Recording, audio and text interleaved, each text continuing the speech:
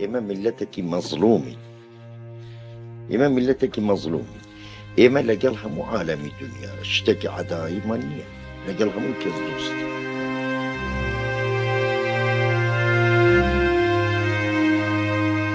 کە لە چێ شیرینەوە برە و خۆر ئاوابوون دەڕوانیت، زێ و داربەڕوەکان هەموو شتێکیان داپۆشیوە. کورد و داربەڕوو چیرۆک و مێژوێکی درێژیان بەیەکەوە هەیە. ڕەگەکانی داربەڕوو بە ناخی خاکدا چوونەتە خوارەوە، هەروەک چیرۆکەکانی خەبات و قوربانیدان و ئاوارەبوون و نوژدان و هەستانەوەی کوردان. ئێرە گوندی بارزانە، زادگەی مەلا مستەفا بارزانیە.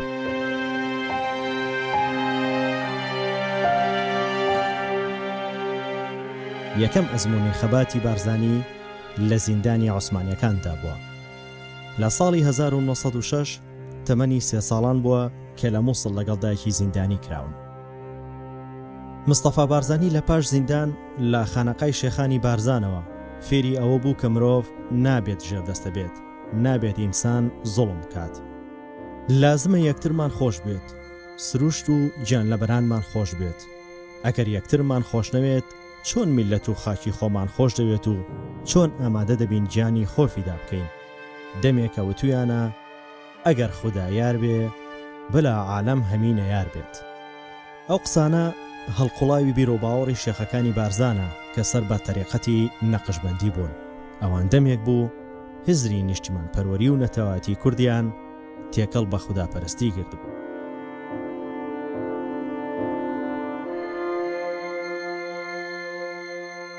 ناوی بارزان ناوێکی ئەوەندە شیرینە کە سەدان ڕۆڵەی کوردیان بەناو کراوە لە سەرتان سەری کوردستاندا. دیارە ئەو سەروەری و سەربەرزیەی ئەم ناوچە پیرۆزەش لە ئەنجامی ئەو هەموو فیداکاری و خۆبەختکردن و گیانفیدایی بووە کە لە پێناوی گەلەکەیاندا لە پێناوی کورد و کوردستاندا کردویانە. ئەم ناوچەیە جگە لەوەی کە ناوچەیەکی قارەمانی خەباتی ڕزگاری کوردستان بووە، لە قەدیمی زەمانەوەش لە زەمانی خوا لێ خۆش بوو شێخ عەبدولسەلامی گەورەوە تا زەمانی شێخ محەممەد و شێخ عەبدولسەلامی شەهید، ناوچەیەکی تا زەمانی شێخ ئەحمەد ناوچەیەکی دینی ئاینی پیرۆزی کوردستانیش بووە کە لێرەدا چەندین ڕەوشت و خۆی ئینسانی پێشکەوتن خواز لەو ناوچەیەدا چەسپێنراوە، وەکو ئەوەی کە هەموو خەڵکی ئەو ناوچەیە یەکسان بوونە،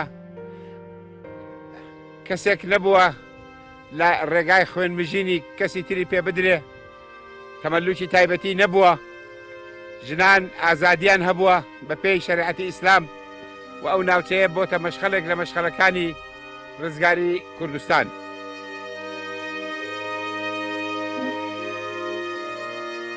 چیرۆکی لە سێدارەدانی شێخ عەبدولسەلامی بارزانی و پەیامی ژیان دۆستی و نیشتیمان پەرستی و پاکی و بێگەردی شێخ ئەحمەدی بارزانی وانەی ڕازیکردنی خودا و ڕازیکردنی میلەت و نەتەوە و جێهێشتنی ماڵ و سامان لە پێناوی نەتەوەدا و کۆچکردنی ژن و منداڵ و پیاوانی بارزان بەناو چیابەرز و بەسە هەڵدا پۆشراوەکانی زاگرۆزدا. لە هەموو ئەوانەوە مستەفا بارزانی فێر بوو کە دەبێت سەر تەنیا بۆ خودا دابنەوێت و مرۆڤ دەبێت ئازاد و سەرفراز بێت.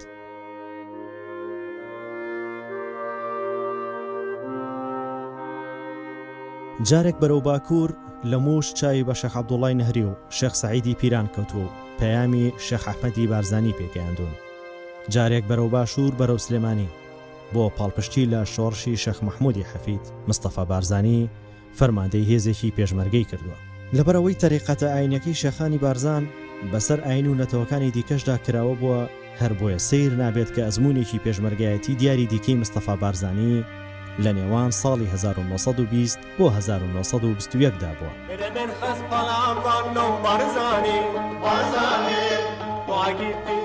کاتێک لە هەڵمەتی ڕزگارکردنی کریستیان ئەرمەنیەکاندا بەشداری کردووە، بۆ هۆیەوە سەدان هەوڵاتی مەسیحی ڕزگارکران کە لە ناویاندا ئەندرانەیەک پاشا و خێزانەکەی هەبوو. لە بارزانەوە دیدێکی قوڵی نەتەوەیەتی بە سەرکردایەتی شێخ ئەحمەدی بارزان شۆڕشێکی جوڵاندە بوو، بەڵام دەسەڵاتدارانی بەغدادیان ویست بچووک نیشانی بدەن، هەر بۆیە ناویان نابوو بزاوتەکانی بارزان. مستەفا بارزانی لەو شۆڕشانەی بارزاندا بەشدار بووە تا لە کۆتایی ساڵی 1936 بۆ سلێمانی دوور خراوەتەوە و لەوێ تا 12 حوتی ساڵی 1943 دەست بەسەر کراوە. بە هاوکاری ئەندامانی حیزبی هیوا لە 28 حوتی ساڵی 1943 بۆ ناوچەی بارزان گەڕاوەتەوە. شۆڕشی ساڵانی 1943 بۆ 1945 بارزانی بەرپا کردووە. لە 22 ساڵی 1944 حکومەتی عێراق لەگەڵ بارزانی و توێژی دەست پێ کردووە و بارزانی داوای سەلماندنی مافە نەتەوەیەکانی کوردی کردووە. لەژێر گوشاری هێزی ئاسمانی بەریتانی و عێراقی شۆڕشەکانی بارزان خامۆشکران. لە 11 دەی 1945 بارزانی و ژمارەیەکی زۆر لە پێشمەرگەکانی و ماڵباتەکانیان ڕوویان کردوتە ڕۆژهەڵاتی کوردستان و لە 21 1946 بارزانی لە دامەزراندنی کۆماری کوردستان لە مەهاباد بەشدار بوو و لەوێ پلەی ژەنەراڵی پێبەخشراوە.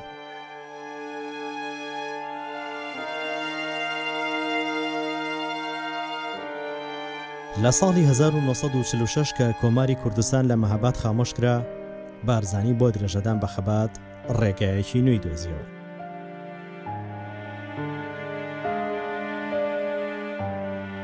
مستەفا بارزانی هێشتا لە مۆسکۆیە.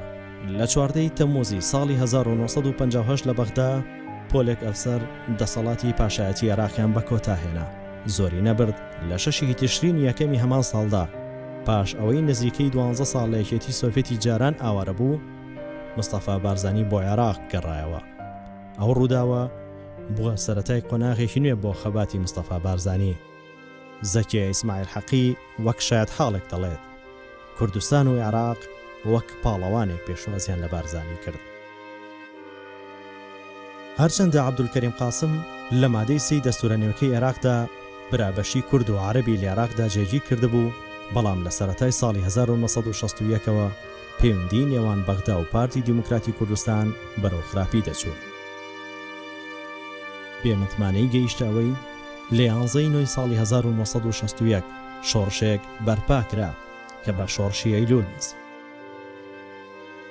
هەرچەند دیدێک هەیە دەڵێت کە زەمینەسازی لەباری بۆ کرابوو، بەڵام دیدێکی دیکەش دڵنیا بوو لەوەی کە زەڵم گەیشت بووە ئاستێک کە ئیترجی قبوڵکردن نەبووە. السبب أو حكومته بكيستخوي بحكومة وطني داعني عبدالكريم قاسم، يعني إدارة زور ضعيف ينهبل وغدر وظلمك فوق العادة لملة كرام، ملة مجبور كمقاومة لو ظلم بكي. مستەفا بارزانی توانی لە چوارچێوەی شۆڕشی ئەیلولدا هەموو نەتەوە و ئاین و پێکاتە جیاجەکانی گەلی کوردستان کۆبکاتەوە. لە ناو نەتەوەیەکدا کە دابەشبوون و فرەسەنتەری و ناکۆکی ناوخۆ سەدان ساڵ بۆ ڕێخۆشکەر بوون بۆ یەکنەگرتنی، بارزانی بۆ بەڕێوەبرنی شۆڕش بیری داهێنەرانەی هەبووە. ئێمە لەگەڵ هەموو عالەمی دنیا شتێکی عەداییمان نییە، لەگەڵ هەموو کەس دۆست. مێژوونووسان لەسەر ئەوە کۆکن کە مستەفا بارزانی هیچ کات نەیویستووە خەباتی گەلی کوردستان بۆ شەڕی نەتەوایەتی نێوان کورد و عەرەب بگۆڕێت.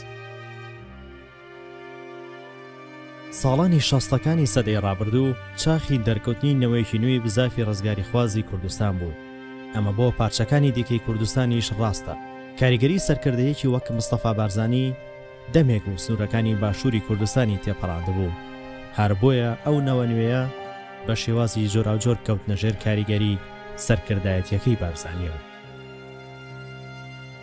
هەرچەند لە ناوەڕاستی ساڵی 1936دا لە کاتی و توێژدا هەوڵی تیرۆرکردنی مستەفا بارزانی درابوو، ئەو کاتەی متەسەڕیفی مووسڵ بە قاوەی ژەهراوی دەرمان خواردی کردووە، بەڵام گیانی سەلامەت بوو. لە هەفتەی 12 1961 لە نزیک سەرسنگ عەبدولکەریم قاسم شاندی و توێژی بۆ لای بارزانی نارد و فڕۆکەی جەنگیشی نارد تا بۆردومانی شوێنی و توێژەکان بکەن. لەگەڵ ئەو جۆرە هەڵوێستانی دەسەڵاتدارانی جۆراوجۆری عێراقیشدا، بەڵام بارزانی لە ساڵانی دواتری تێکۆشانیدا هیچ کات بۆ توێژی ئاشتی ڕەت نەکردوێتەوە. هەر بۆیە لە کۆتایی ساڵی 1969دا لەگەڵ باسیەکان و توێژی دەست پێ کردووە. پاشەوەی باسیەکان نەیانتوانی بە شەڕ شۆڕشەکە لەناو ببەن. لە سەدەیەکی جەنجاڵدا لەناو جوگرافیایەکی ئاڵۆزی داخراوی وەک کوردستاندا هێدراوسەکانی بریتی بوون لە وڵاتانەی کە هەریەکەیان بەشێکی کوردستانیان لە ژێردەستدا بووە. شۆڕەش پێویستی بە هاوکاری دەرەکی هەبووە، ئەوەش لە سەردەمێکدا کە هەموو هاوکارێکی دەرەکی بە خیانەت دانراوە لەسەر ئەو دەوڵەتە نەتەوەییانەی کە دانیان بە مافی کووردا نەناوە. بارزانی چۆن لەگەڵ ئەو هاوکێشانەدا سەردەری کردووە.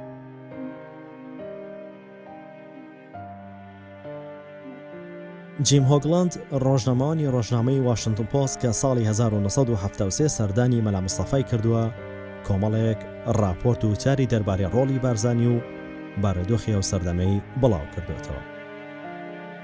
کاتێک لە ساڵی 1970 بە ئاگاداریەکێتی سۆڤێتی جاران شۆڕشی کوردستان و حکومەتی عێراق ڕێککەوتنی 11 ئاداریان ئیمزا کردووە، هیچ لایەک هێندەی شای ئێران لەوە نیگەران نەبووە، هەر بۆیە لە هەلێک دەگەڕا بۆ شکست پێهێنانی. مەسعود بارزانی لە کتێبەکەیدا نووسیوێتی لە ساڵی 1972ەوە ئەمریکا گفتی تەواوی ئەوەی بە بارزانیدا بوو لە هەموو ڕەوشێکدا شای ئێران پشتیوانی لە شۆڕشی کوردستان دەکات، بەڵام دەرکەوت ئەو گفتە ڕاستەقینە نەبوو. ڕۆژی 8 ئاداری ساڵی 1975 سەدام حوسێن بە ئیدریس بارزانی وتبوو بۆ ئەوەی عێراقمان لەدەست نەچێت دوو دڵ نابینەوەی تەنازول بۆ ئێران بکەین و شەتڵ عەرەبیشی بدەینێ. سەدام وای کرد ئەو ڕێکەوتنەی نەبردە سەر کە خۆی ئیمزای کردبوو. يعني ئەوانە خائینن خیانەتیان کردووە لە شعب کورد و لە شعب عرب. يعني سیاسەتێکی زۆر غەڵەتیان هەیە، نەبوو عرب ڕاستە نەبوو کوردیش ڕاستە. يعني خۆیان ئینسانی مزر و وەکو ئەوانە لێرەدا ظالم و غەدار و تعدا لەسەر هەموو کەسەکە. ئەوانەش نەقدی ئیتیفاقی ئازاریان بەو شتانە زۆر جاریان کردنە، ئەو هەر ئەوە زۆر جار، بەڵام ئێمە تەحملمان کرد لە بەرخاتری شعبی عێراق عام، بۆ خاتری کورد و عرب ئێمە يعني تحملمان کرد و وەکو ئەوان کە خیانەتیان کرد ئێمە خیانەتمان. شای ئێرانیش لە 6 ئاداری ساڵی 1975 وەک تۆڵەکردنەوەیەک لە شۆڕشی کوردستان ڕێکەوتنامەی جەزایری نێوان ئێران و عێراقی ڕاگەیاند.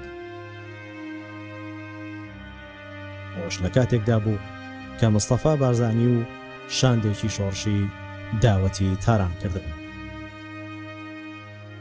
اتفاقا شاملا بين البلدين الشقيقين إيران والعراق.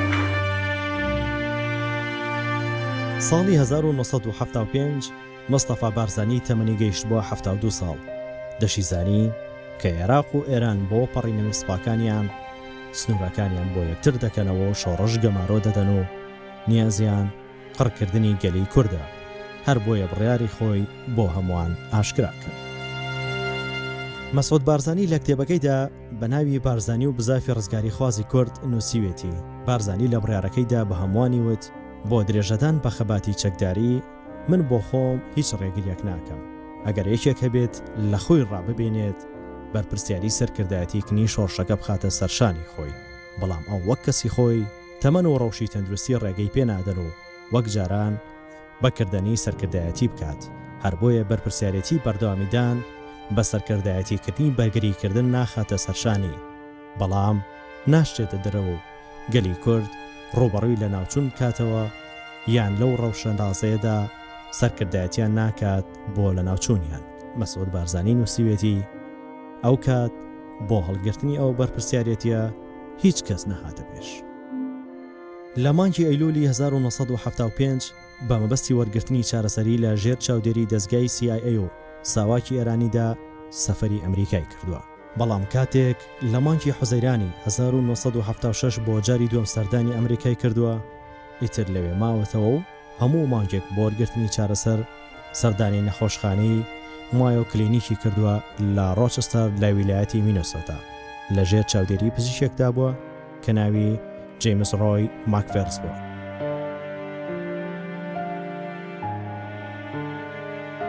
مستەفا بارزانی ئەو ماوەی کە لە ئەمریکا ماوەتەوە جگە لە وەرگرتنی چارەسەر بۆ ناساندنی مافەکانی میلەتی کورد لە هەوڵ و تێکۆشان بەردەوام بووە. سیناتۆرەکانی بینیوە تا بوار هەبووە لەگەڵ سیاسەکاندا وتوێژی کردووە، لە ژمارەیە کۆڕ و کۆبنەوەی جالەی کورد لە ئەمریکا بەشداری کردووە و لەگەڵ ئەواندا پەیوەندیە کۆمەڵاتیەکانی درێژە پێداوە. تا لە ڕۆژی پێنجشەممە 1 ساڵی 1970 کاتژمێر 5 خولەک لە نەخۆشخانەی جۆرجتاون لە واشنتن دیسی کۆچی دوایی کردووە. لە 4 ئاداری 1970 تەرمەکەی بۆ شارەشکەیشتنەوە لە ڕۆژهەڵاتی کوردستان گەڕێنراوەتەوە و لەوێ بە خاکی کوردستان سپێدراوە و لە 6 دەی 1993 لەگەڵ تەرمی ئیدریس بارزانی کوڕیدا تەرمەکانیان بۆ باشووری کوردستان هێنراوەتەوە و لە بارزان بە خاک سپێدراونەتەوە. مەسعود بارزانی لە کتێبەکەیدا بارزانی و بزافی ڕزگاری خوازی کورد نووسیوێتی من قەواری ئەو کاریگەریم دەزانی کە هەواڵی کۆچی دوایی بارزانی نەمر لە دڵی خەڵکی کوردستاندا دروستی دەکات. هەر بۆیە ڕاگەیاندراوێکم ئامادە کرد و بڵاوم کردە و تیایدا هاتبوو کە وەفاتی بارزانی نابێتە کۆسپ لە بەردەم ئێمەدا بۆ ئەوەی ئەو خەباتە درێژە پێ بدەین کە ئەو قورسایەکەی لەسەر شانی خۆی دانابوو لەسەر هەمان ڕێباز خەبات بەردەوام دەبێت. ئەوە خۆزگە و ئاواتی بارزانیە باشترین وەفا بۆ ئەو یادی ئەو گەشانەوەی مەشخەڵی ئەو خەباتەیە کە ئەو هەڵی کردبوو. دەبێت لە گیانی پاچی سەرۆکی گەورەی کوردستان و سەرکردەی درێژترین شۆڕشی ڕزگاری خواست بارزانی نەمر و ڕۆڵە دڵسۆزەکەی کاک ئیدریس وژدە بێت لەیان کە ئەو ئامانجانەی لە پێناویانە ژیانی خۆیان و خەباتی خۆیان تەرخان کردبوو وا خەریکە دێنە دی هەندێکیان هاتۆتە دی ئەوانی تریش بەڵێن بە گیانی پاچیان دەدەین کە تا بەدیهێنانی هەمویان لە ڕێگای خەباتی ڕزگاری خوازی و دیموکراسی درێغی نەکەی لە حزوری گیانی پیرۆزی سەرۆک بارزانیدا بەڵێن نوێ بکەینەوە کە هەتا سەر هەتا دواردڵۆپی خوێن لە پێناوی بەدیهێنانی ئامانجەکانی خەڵکی کوردستان خەبات بکەین.